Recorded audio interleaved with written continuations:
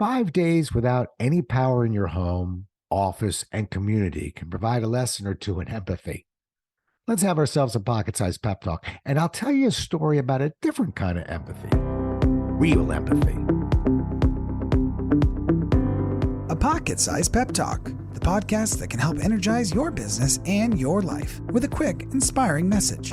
Now, here's your host, Rob Jollis.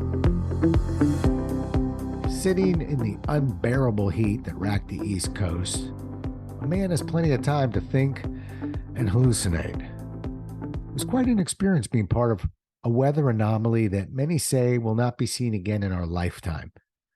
The Washington, D.C. area was hit like a freight train, knocking out power to 1.5 million homes. Among other things, this experience became a lesson in the meaning of empathy. I'm not sure most people understand what empathy really is, so let's start with a definition. It's defined this way: the action of understanding, being aware of, being sensitive to, and vicariously experiencing the feelings, thoughts, and experience of another. Sounds simple enough. Understand, be sensitive, and try and feel what someone else feels. We've all experienced hot days and nights. We usually don't have to sleep in it night after night. I found that some of this empathy, which was aimed at making me feel better, was actually making me feel worse. Friends were saying things like, "Oh, so sorry to hear about what's going on up there. I lost my power for a couple of hours and it was really hot."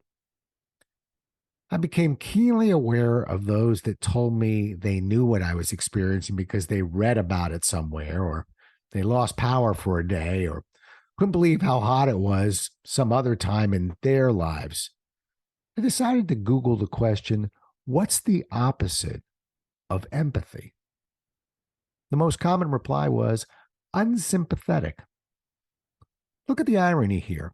In attempt to understand and be sensitive, I was feeling the complete opposite.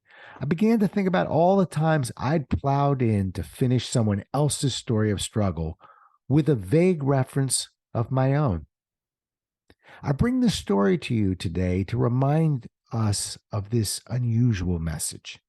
We don't have to rush to tell others we know how someone feels because we had an experience that has some vague similarities. We can be empathetic by just listening, caring, and allowing others to simply articulate their issues.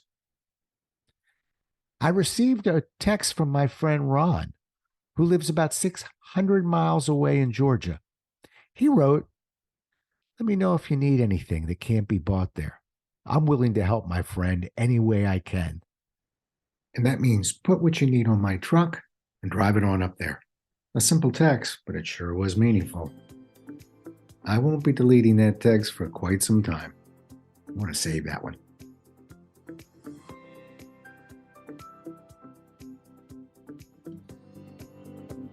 Thanks so much for listening. If you enjoyed today's show, please rate and recommend it on iTunes, Outcast, or wherever you get your podcasts. You can also get more information on this show and Rob at jollis.com.